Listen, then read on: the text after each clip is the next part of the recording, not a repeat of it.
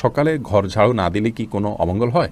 সকালবেলা নাকি পুরুষরা ঘুম থেকে উঠার আগেই ঘর ঝাড়ু দিতে হয়। টয়লেটে যাওয়ার সময় মাথায় ঘোমটা দেওয়া কি আবশ্যক? আহাদনামা পড়া যাবে কিনা? পিরিয়ড অবস্থায় মৃত ব্যক্তির কাছে যাওয়া যাবে কিনা? ঋণ পরিশোধের জন্য কিছু একটা আমল বলুন। জিকির ও ছোট ছোট দোয়া পাঠ করার সময় কি টেনে টেনে পড়তে হবে? অবাধ্য সন্তানকে বাধ্য করার কোনো উপায় আছে কি? নামাজে সূরা ফাতিহার পর আরেকটা সূরা পড়ার আগে বিসমিল্লাহ পড়া কি আবশ্যক? মানুষ মারা গেলে মাইকিং করা জায়েজ আছে কিনা? বাথটাবে গোসল করতে প্রয়োজন থেকে অতিরিক্ত পানি খরচ হয়, এটা গোসল করলে কি পানি অপচয়ের গুনাহ হবে? তাহাজ্জুদ নামাজ কি ঘর অন্ধকার করে পড়তে হবে? এর কোনো ভিত্তি আছে কি?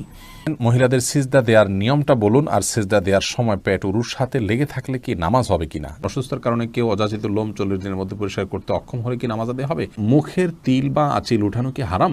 মৃত ব্যক্তির জন্য হাফেজ ডেকে কোরআন খতমা মিলাদ দিলে মৃত ব্যক্তির কোনো লাভ হবে? কোরআন ধরে ওয়াদা করার পর সে ওয়াদা ভঙ্গ করলে কি পরিণতি হতে পারে? ফজর নামাজের আজানে আসসালাতু খায়রুম মিনান নাওম বলার সময় আমরা উত্তরে কি পড়ব?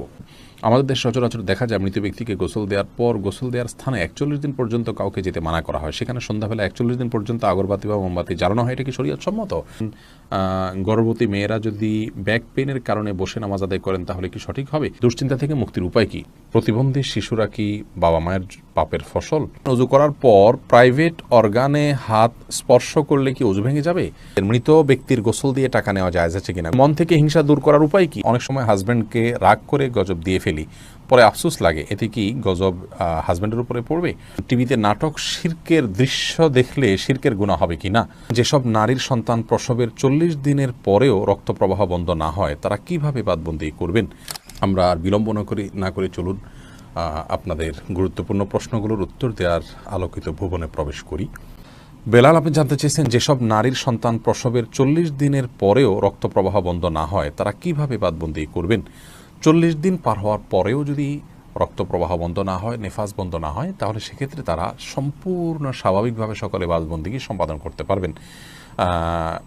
সেখানে কোনো আজকাল তো অনেক কিছু ব্যবস্থা রয়েছে যাতে করে ব্লাড যেখানে সেখানে না পড়ে, সে ব্যবস্থাপনা গ্রহণ করার পর তিনি এবাদবন্দি স্বাভাবিক করতে পারবেন। 40 দিনের পরে আর তার ব্লিডিং হলেও তাকে নেফাসে আক্রান্ত বা এটাকে আপনার প্রসব পরবর্তী যে ব্লিডিং বলা হয়ে থাকে সেটির মধ্যে গণ্য করা হবে না। রহিমা চম্পা জানতে চেয়েছেন টিভিতে নাটক শিরকের দৃশ্য দেখলে শিরকের গুনাহ হবে কি না? শিরকের দৃশ্য দেখানো হলে সেটি আমরা যদি দেখতে থাকি আমাদের কাছে বিষয়টা সহজাত এবং স্বাভাবিক হয়ে যেতে পারে।